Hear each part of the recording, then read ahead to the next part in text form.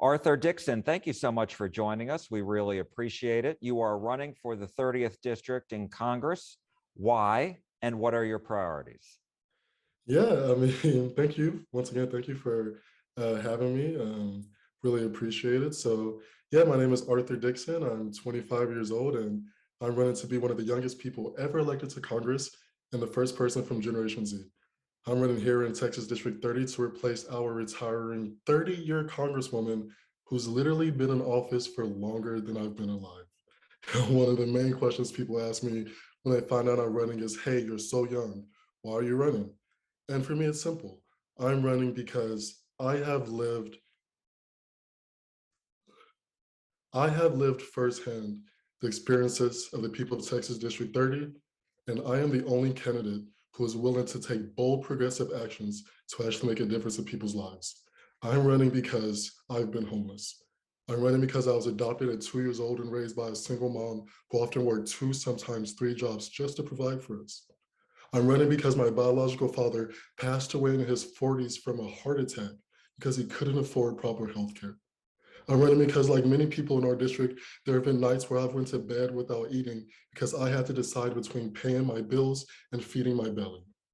I'm running because almost 30% of our district lives below the poverty line, because 50% of teachers say they work a second or a third job just to make ends meet. One of the core values of my campaign is empowering transformative thinking. So that means that we believe that in order to see bold progressive change that actually makes a difference in people's lives, we have to take bold progressive actions. That's why we're running on an unapologetically progressive platform focused primarily on a universal basic income, where every American gets $1,000 stimulus from the government, just like Alaska has done for the past 40 years, just like the United States government did during the pandemic, just like in the 1960s, legislation passed in the House twice for universal basic income, but failed in the Senate because it wasn't generous enough. Martin Luther King advocated for universal basic income in 1968 before he was assassinated. Thomas Paine advocated for a basic income whenever uh, during the founding of our nation. So I believe that bold progressive change that actually makes a difference in people's lives requires bold progressive actions like fighting for universal basic income, like fighting for a $15 minimum wage, like fighting for the legalization of marijuana, because we're tired of watching Black and brown kids get thrown into prison here in Texas, while across the nation, business owners profits hundreds of billions of dollars off the legal cannabis industry.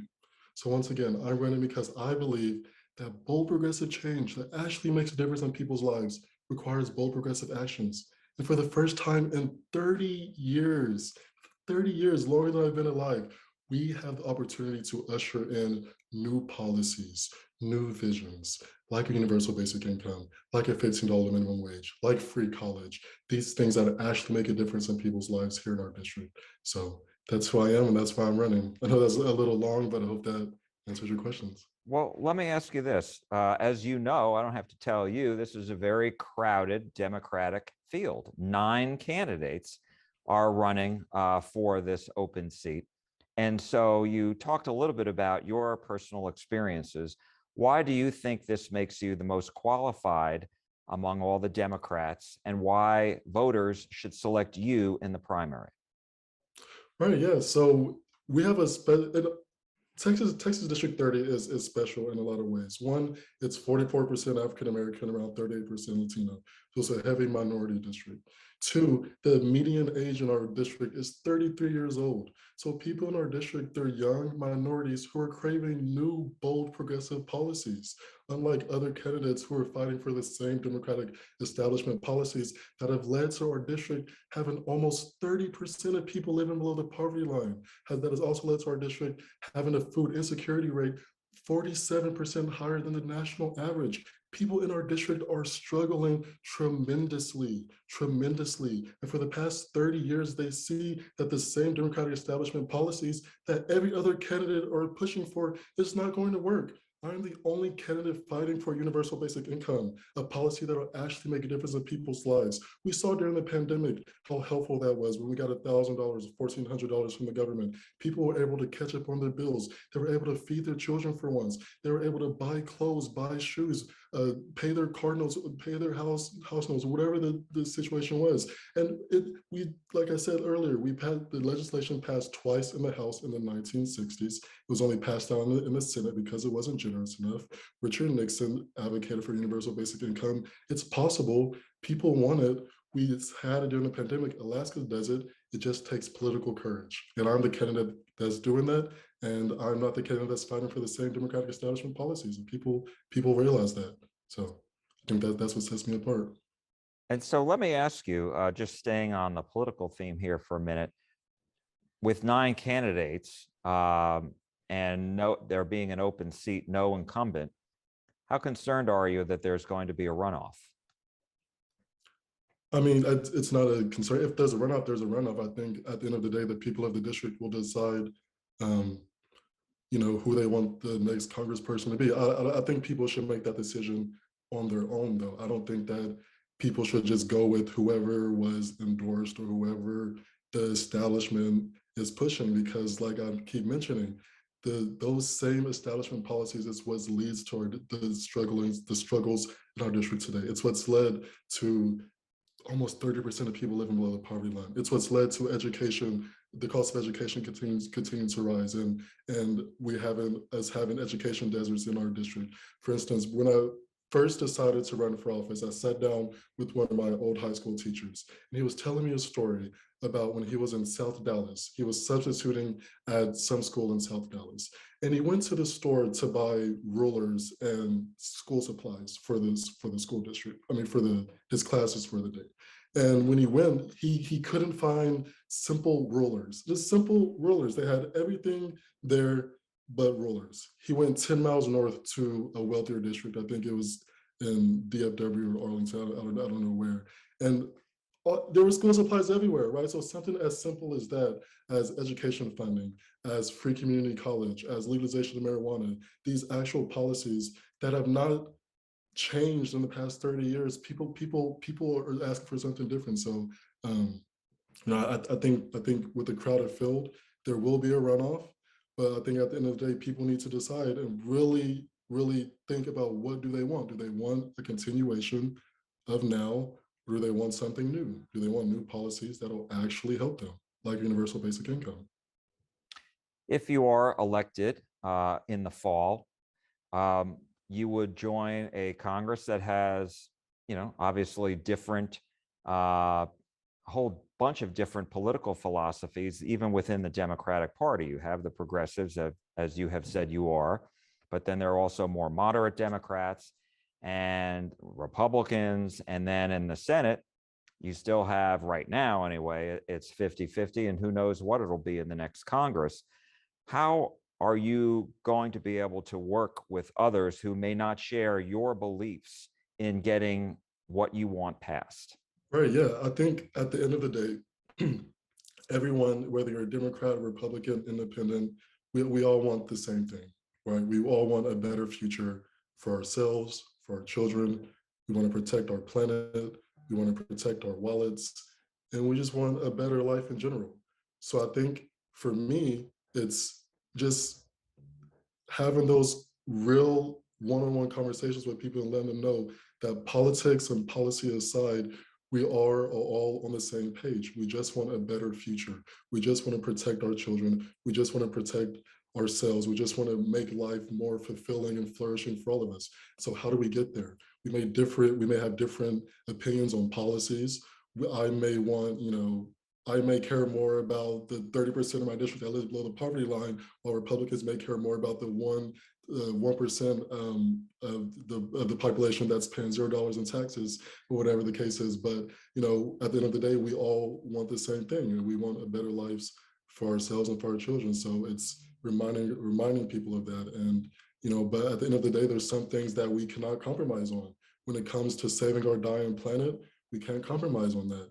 When it comes to fighting for free healthcare, when it comes to fighting for free affordable college, we can't compromise on things like that. When it comes to lifting hundreds of thousands and millions of people across the nation out of poverty simply by initiating a universal basic income, we can't compromise on things like that. So I think that's where I stand on that.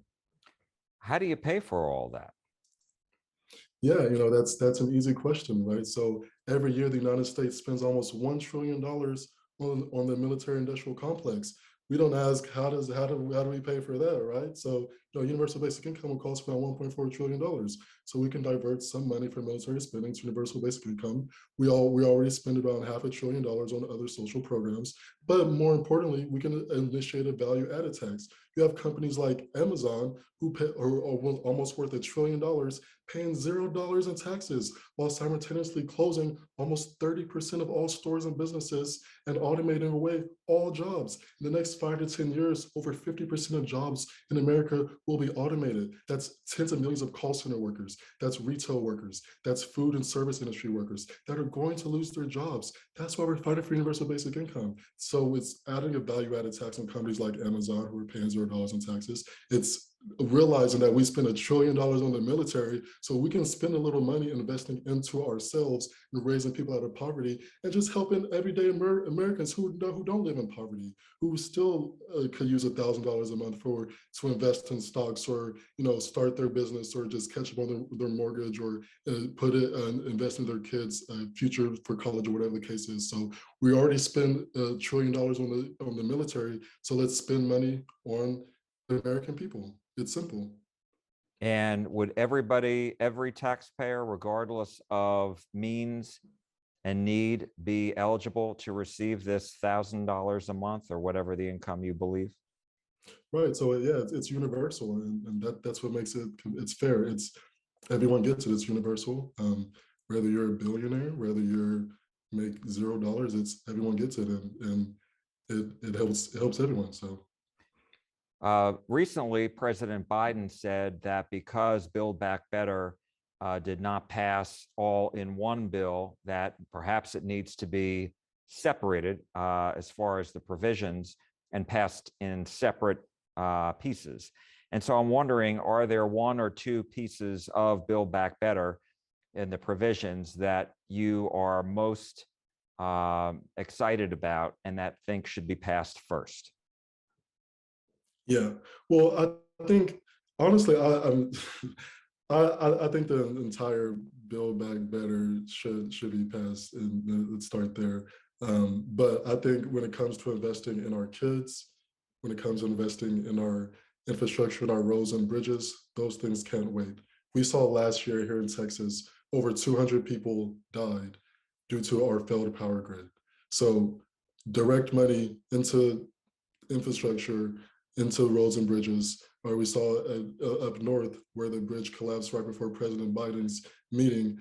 So it's simple for me. It's Well, investing in our roads and bridges. It's investing in our kids. I'm sorry, what was that? I was just going to say that's law. That did pass, the infrastructure bill. Oh, yeah, So the infrastructure bill did pass already. And so I'm wondering, with regards to the Build Back Better, is there anything else that you think that is, definitely a must within, that the larger bill that passed? Was there anything specific in there? anything specific? I mean, I don't know anything specific in the entire bill.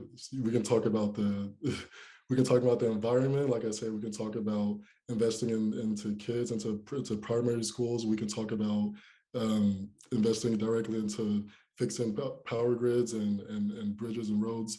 The entire Build Back Better bill didn't pass the Senate, so I don't know what you're I Right. don't know what Why? you mean by saying it's already passed, but No. The infrastructure bill passed, but as far as the Build Back Better, which is a separate bill, that was what President Biden said perhaps needs to be passed in smaller pieces because it all didn't pass at once.